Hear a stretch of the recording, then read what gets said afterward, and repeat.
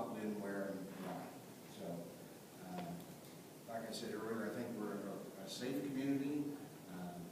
Our stats show that some of our crime rates have gone down, some of them have gone up. In particular, the burglaries have gone up a little bit. Petty thefts have gone up a little bit, but overall, the violent crimes are down in our city, and it takes a lot of hard work from every member of the police department and the city administration to make that happen. So, and the prosecutor's office, I see G County right there. So, and one mentioning the prosecutor's office, I got to tell you that Jeff Arnold and his staff is absolutely fabulous to work with. There's never been, in my 28 years in the police department, a better relationship between a police department and a Delaware County prosecutor. It's absolutely fabulous. We get a lot done with Jeff and his staff, and they get a lot done with us. So, I'll just share a quick story with you that happened one day last week. There was an armed robbery, 3 armed robberies on midnight shift. Done by the same person within 3 hours. Boom, boom, boom, boom. You could see the tracks all over the south end of town. That case was given to one of our detectives at 8 o'clock. By midnight that night, there was 3 arrests, or an arrest made on all 3 of those armed robberies. So that was a lot of work on our detective division, our uniform division, and with the cooperation of the Delaware County Prosecutor's Office. So those are some of the things that I see. Obviously, my view is tainted because all we're doing is dealing with we are dealing with the crime. There's a lot that I think as a community we can do. We've got code enforcement that will help clean up neighborhoods and things like that. And I know they work very hard on that, and that helps our law enforcement end up too. Is that how you see it, Reverend Thursday? I have an interesting point of view. I just recently moved back to Muncie just a little over a year ago. And coming from Cleveland, Ohio, I will say that Muncie, Indiana is literally one of the most peaceful places on the face of the earth. I've not heard much about gang violence here. I've not heard much about a lot of turf wars and neighborhood wars as it was in the early 90s when I was a youth growing up here. But I will agree with my fellow panelists here with the youth.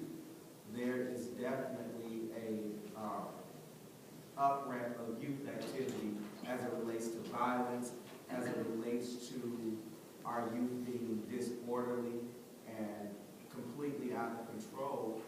I believe that something has to be done in partnership with the law enforcement agencies, but I don't believe that law enforcement and locking everybody up is the initial way to go. I believe that there needs to be a process. There needs to be more interaction and more hands-on interaction, not just from law enforcement, but from our churches as well. Our churches are the pillars in our community. We work with people every day of the week, every week of the month. And as a young pastor in this city, I'm probably going to get myself in trouble, but I'm in the school of thought of I understand where our youth are coming from. I have 2 small children in my home as well. So I understand the plight and the challenges that youth of today are dealing with from the ages of birth to 32, 33. I'm just 34, so I've kind of grown up in this modern day era. And there is a changing of the tide. It's not so much lock everybody up, because at this point, our jail houses and prisons are overrun. Tax dollars are paying for that.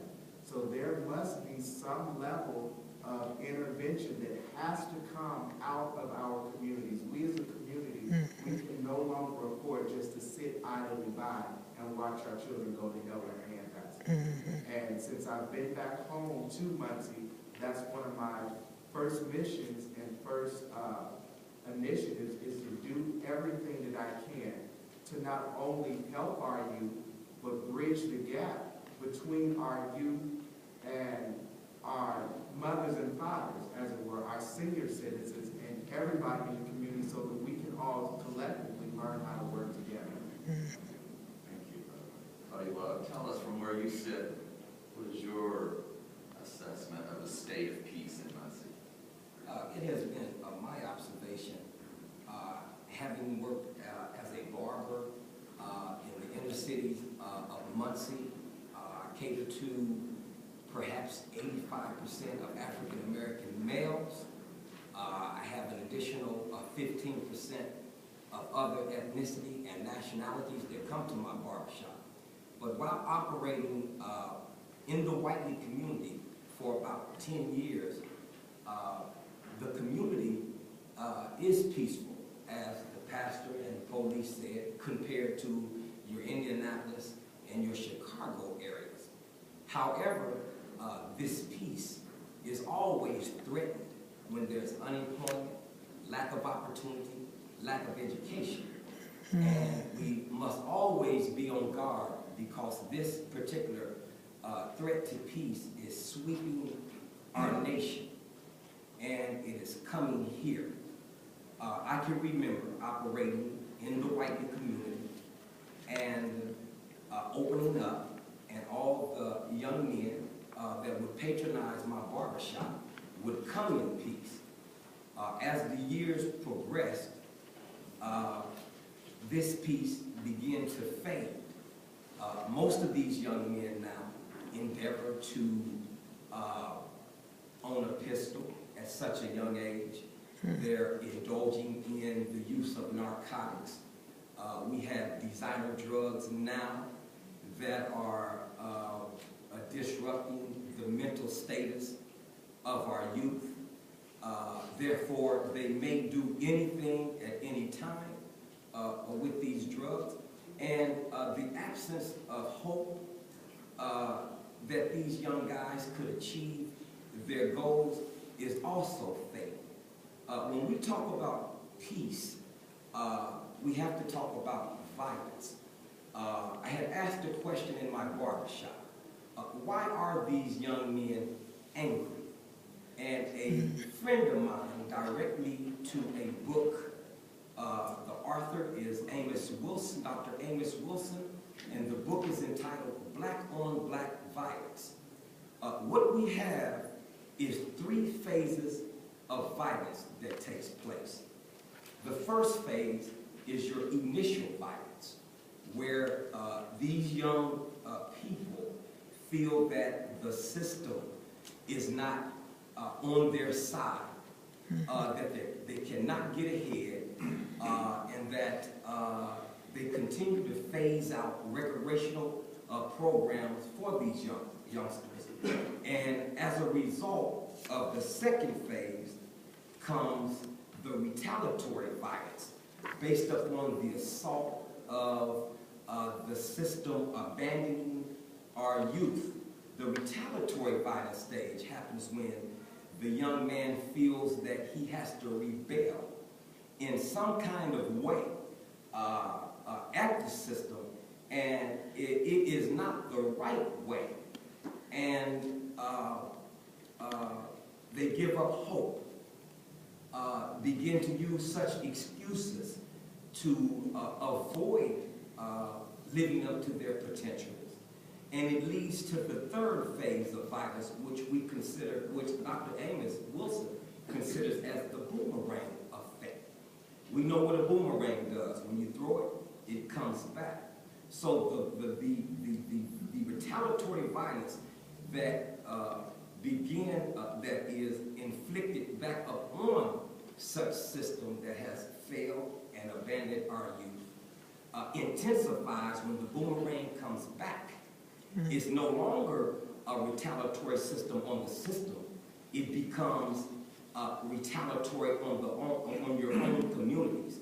Black men killing black men, children disobeying their parents, children dropping out of school and missing the opportunity to gain knowledge to protect themselves from some of the mistakes that they're going to make. Mistakes are human. We're going to make mistakes. But the beauty about that is that once you make your mistake and you learn from that mistake, you put it behind you and you move on, as I have did. And unfortunately, we don't have enough soldiers, is what I say, for the community. Yeah. Who get out of prison or whatever situation that they're in that was debilitating at one time, and use our knowledge and our experiences to reward the community. Our youth don't have peace because they don't have the necessary attention that they need in order to feel the importance of existing and, in fact, achieving. So I will agree with both of my gentlemen here that there is peace, but the peace is slowly fading. Reverend Hill, Pastor Hill. I was sitting here and I'm listening to Brother Love, and he made some very valid points.